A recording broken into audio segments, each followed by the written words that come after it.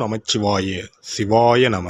அனைத்து தமிழ் உள்ளங்களுக்கும் கனிவான வணக்கங்கள். நாம் இந்த பதிவில் பிறக்கப் போகும் அக்டோபர் மாதத்திற்கான உங்கள் ராசிக்கான பலன் என்ன என்பதனை பற்றி விரிவாக காண்போம். பிறக்கப் போகும் இம்மாதத்தில் உங்கள் வாழ்வில் வளமும் நலமும் செல்வ செழிப்பும் பெற்று வாழ்வில் உயரிய நிலையை அடைய எல்லாம் வல்ல எம்பெருமானை வேண்டி விரும்பி கேட்டுக்கொள்கிறேன்.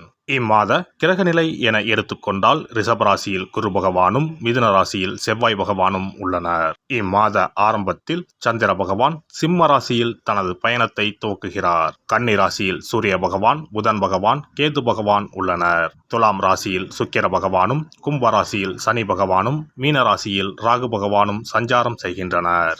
இம்மாத கிரக பயிற்சி என எடுத்துக்கொண்டால் புதன் பகவான் அக்டோபர் மாதம் 10ஆம் தேதி துலாம் ராசிக்கு பயிற்சியாகின்றார். சுக்கிர பகவான் அக்டோபர் மாதம் 12ஆம் தேதி அன்று விருச்சக ராசிக்கு பயிற்சியாகின்றார். அக்டோபர் மாதம் 17ஆம் தேதி இரவு 7:40 சூரிய பகவான் கன்னி ராசியில் இருந்து துலாம் ராசிக்கு பயிற்சியாகின்றார். செவ்வாய் பகவான் அக்டோபர் மாதம் 20ஆம் தேதி அன்று மிதுன ராசியில் இருந்து கடக ராசிக்கு பயிற்சியாகின்றார். நீச்சஸ்தானத்திற்கு செல்லும் செவ்வாய் பகவானால் மிகப்பெரிய மாற்றம் உண்டாகும்.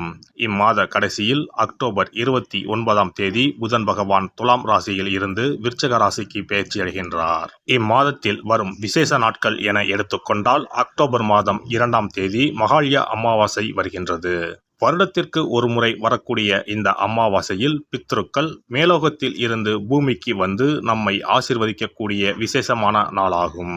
அக்டோபர் 3ஆம் தேதி நவராத்திரி விழா ஆரம்பம். அக்டோபர் மாதம் 11ஆம் தேதி ஆயுத பூஜை என்று சொல்லக்கூடிய சரஸ்வதி பூஜை வருகின்றது. அக்டோபர் 12ஆம் தேதி விஜயதசமி, அக்டோபர் 31ஆம் தேதி தீப ஒளி திருநாள். இனி உங்கள் ராசிக்கு இம்மாதம் நடக்க உள்ள சுப மற்றும் அசுப பலன் என்ன என்பதனையும், அசுப பலன் ஏற்படுமாயின் ராசிக்காரர்கள் செய்ய வேண்டிய பரிகாரம் என்ன, வழிபட வேண்டிய தெய்வம் யார் என்பதனை பற்றி விரிவாக காண்போம். மேசராசி அன்பர்களே, இம்மாதம் 2ஆம் இடத்தில் இருக்கும் குரு பகவான் இம்மாதம் 9ஆம் தேதி இரவு வக்ரகதி அடைகிறார். குருவின் வக்ரகதி உங்களுக்கு வீண் செலவுகளை குறைத்து வருமானத்தை ஏற்றித்தரும் வகையில் உள்ளது. பல நன்மைகள் ஏற்படும். பூர்வீக சொத்துக்கள் கைக்கு வரும் வகையில் உள்ளது. குருவின் வக்ரம் 4 மாதம் இருந்தாலும் ஆரம்பமே உங்களுக்கு அமர்க்கலமாக உள்ளது. இனி கவலைப்பட தேவையில்லை. பிள்ளைகளின் வளர்ச்சி அமோகமாக உள்ளது. உடன் பிறந்தவர்களால் ஏற்பட்ட வழக்குகளின் முடிவுகள் உங்களுக்கு சாதகமாக அமையும். அதே சமயம் 7ஆம் இடத்தில் இருக்கும் சுக்கிரன் 8ஆம் இடத்திற்கு மாறுவதால் வருமானம் அதிகரிக்கும். குரு சுக்கிரன் நேர்பார்வையால் நற்பலன்கள் உங்களுக்கு அதிகம் நடக்கும். இம்மாதம் 12ஆம் தேதிக்கு பிறகு சுக்கிர பகவானின் ஆதரவு உங்களுக்கு முழுமையாக கிடைக்கும். மேசராசி பெண்கள் ஆரோக்கிய விஷயத்தில் மட்டும் கொஞ்சம் கவனமாக இருக்க வேண்டும். 17ஆம் தேதி 6ஆம் இடத்தில் இருந்து 7ஆம் இடத்திற்கு வரும் சூரிய பகவான் உக்கிரமாக உள்ளார். எனவே மேல் அதிகாரிகள் தந்தையுடன் கருத்து மோதல் வர வாய்ப்பு உள்ளது. அவர்கள் கூறுவதை கேட்டு நடப்பது நல்லது. பொறுமையை கடைபிடிப்பது அவசியம். ராசிநாதன் செவ்வாய் இம்மாதம் 3ஆம் இடத்தில் இருந்து 4ஆம் இடத்திற்கு பயிற்சியாகின்றார். நீசமடையும் செவ்வாய் பகவானால் உடல் நலத்தில் பாதிப்புகள் வரக்கூடும். மனத்தடமாற்றம் உண்டாகும். இம்மாதம் 29ஆம் தேதி பயிற்சியடையும் புதன் பகவானால் வீட்டில் சுப நிகழ்ச்சிகள் நடைபெறும். இதுவரை தடைபட்டு வந்த சுபகாரியங்கள் இம்மாதம் 29ஆம் தேதிக்கு பிறகு நடைபெற வாய்ப்புள்ளது. இம்மாதத்தை பொறுத்தவரை மேசராசியில் பிறந்த குடும்ப தலைவிகளுக்கு 2ஆம் இடம் வலுவாக உள்ளது. 2ஆம் இடத்தில் குருவின் வக்ரம் மற்றும் 2ஆம் இடத்தின் அதிபதி சுக்கிரன் 7ஆம் இடத்தில் இருந்து 8ஆம் இடத்திற்கு போகிறார். இதனால் 12ஆம் தேதிக்கு பிறகு தனலாபம் அதிகரிக்கும். வருமானத்தில் எந்த குறையும் இருக்காது. சனி பகவானின் பார்வை ராசிக்கு இருப்பதால் உடலில் ஒருவித சோர்வு இருக்கும். ஆனால் பெரிய பாதிப்பு எதுவும் இருக்காது. என்றாலும் எச்சரிக்கையாக இருப்பது அவசியம். தொழில் வியாபாரம் சுமாராகத்தான் இருக்கும். பழைய பாக்கிகளை வசூல் செய்வதில் வேகம் இருக்கும். ஆர்டர்கள் பெறுவதில் தாமதம் ஏற்பட்டு நீங்கும். உத்தியோகத்தில் இருப்பவர்கள் மேல் அதிகாரிகள் கொடுத்த வேலையை செய்து முடித்து நன்மையை பெறுவீர்கள். கலைத்துறையினருக்கு சக கலைஞர்களிடம் திடீர் கருத்து வேற்றுமை ஏற்பட்டு நீங்கும். ஒப்பந்தங்களில் சரியான முடிவுக்கு வர முடியாத தடுமாற்றம் ஏற்படலாம். வாகனங்களில் செல்லும் போதும் பயணங்களின் போதும் கவனம் தேவை. அரசியல் துறையினருக்கு திறமையான பேச்சின் மூலம் எதையும் வெற்றிகரமாக செய்து முடித்து ஆதாயம் அடைவீர்கள். எதிர்ப்புகள் குறையும், பணவரத்து கூடும். மாணவர்களுக்கு சோம்பேறித்தனத்தை விட்டுவிட்டு பாடங்களை நன்கு படிப்பது வெற்றிக்கு வழிவகுக்கும். நட்சத்திர பலன்கள். அஸ்வினி நட்சத்திரம். சொத்து தொடர்பான விஷயங்களில் நேரடியாக கவனம் செலுத்துவது நல்லது. பொருளாதார சந்தேகங்களை உடனுக்குடன் போக்கிக் கொள்ள தகுந்த ஆலோசகரிடம் ஆலோசனை கேட்பது நல்லது. வழக்கு விவகாரங்களில் தடை தாமதம் ஏற்படலாம். புதிய முயற்சிகளை தள்ளி போடுவது நல்லது. குடும்பத்தில் உள்ளவர்களிடம் இருந்து வந்த மனக்குழப்பம் நீங்கும்.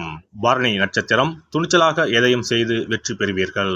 வீண் அலைச்சல். காரிய தடை ஏற்பட்டாலும் தடை நீங்கி காரியங்கள் நடந்து முடியும். அலைச்சல் ஏற்பட்டாலும் எடுத்த முயற்சிகள் கைகூடும். தேவையான வசதிகள் உண்டாகும். பணவரத்து எதிர்பார்த்தபடி இருக்கும்.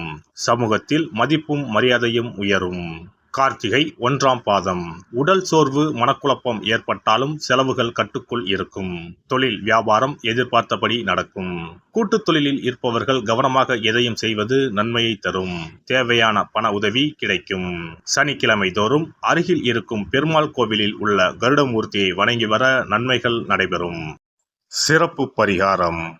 சொந்த வீடு அமைவதற்கு ஆன்மீக பரிகாரம். சொந்த வீடு கனவு நிறைவேற வேண்டும் என்பதற்காக எத்தனையோ கோவிலுக்கு சென்று எத்தனையோ பூஜை வழிபாடு என செய்தும் ஒன்றும் நடக்கவில்லை என்பவர்கள் வீட்டிலேயே இந்த எளிய பரிகாரத்தை செய்து வந்தால் நல்ல பலன் கிடைக்கும். எளிமையான இந்த 2 பரிகாரங்களை செய்து வந்தால் விரைவில் சொந்த வீடு யோகம் அமையும். அதனால் நம்பிக்கையுடன் இந்த சக்தி வாய்ந்த வழிபாட்டை செய்து வரவும். எவ்வளவுதான் சொத்து பணம் இருந்தாலும் நமக்கென்று ஒரு வீடு இல்லை என்றால் அது மனக்குறையாகவே இருக்கும். சொந்த வீடு வாங்க முடியவில்லையே என்பது பலரின் ஏக்கமாகவும் கனவாகவும் இருந்து வருகிறது. சொந்த வீடு வாங்க வேண்டும். வாங்கிய இடத்தில் விரைவில் வீடு கட்ட வேண்டும். ஏற்கனவே துவங்கியிருந்த வீட்டின் பணிகளை பணப்பற்றாக்குறையால் கட்டி முடிக்க முடியவில்லையே என்ற கவலையில் இருப்பவர்கள் ஏராளம். இப்படிப்பட்டவர்கள் வீட்டிலேயே எளிமையான 2 பரிகாரங்களை தொடர்ந்து செய்து வந்தாலே போதும். சொந்த வீடு வாங்க வேண்டும் என்று நினைப்பவர்கள், அதற்கான முயற்சியில் ஈடுபட்டிருப்பவர்கள் ஒரு சிறிய அகல் விளக்கில் விளக்கெண்ணெய் ஊற்றி தீபம் ஏற்ற வேண்டும். மகா விஷ்ணுவின் அவதாரங்களில் ஒன்றான வாமனரை மனதில் நினைத்து சொந்த வீடு அமைய வேண்டும் என்று பிரார்த்தனை செய்து கொண்டு மாதந்தோறும் வரும் திருவோண நட்சத்திரத்தன்று வீட்டின் அக்னி மூலையான தென்மேற்கு மூலையில் இந்த விளக்கை ஏற்றி வைக்க வேண்டும்.